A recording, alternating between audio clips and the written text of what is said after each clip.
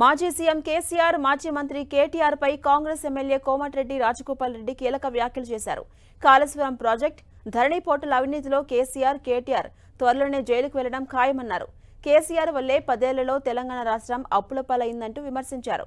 BRS ప్రభుత్వ హయాంలో police శాఖను అడ్డుపెట్టుకుని కాంగ్రెస్ నేతలు ఫోన్లు ట్యాపింగ్ చేశారంటూ ఆరోపించారు. పార్లమెంట్ ఎన్నికల్లో తెలంగాణలో కాంగ్రెస్, బీజేపీ మధ్యనే పోటీ అని క్లారిటీ ఇచ్చారు. ఇక మునుగోడు నియోజకవర్గం చౌటుప్పల్లోని బీఆర్ఎస్ ముఖ్య నేతలు ఎమ్మెల్యే రాజగోపాల్ రెడ్డి ఆధ్వర్యంలో కాంగ్రెస్ కండువాలు కప్పుకున్నారు. 6 కౌన్సిలర్లు, నారాయణపురం మండల బీఆర్ఎస్ అధ్యక్షుడితో సహా 200 మంది కాంగ్రెస్ పార్టీలో చేరారు. కేసీఆర్ కుటుంబంతో పాటు ఎవరైతే అవినీతిలో భాగస్వాములై ఈ రాష్ట్రాన్ని దోచుకున్నారో తప్పకుండా చర్యలు తీసుకుంటాం.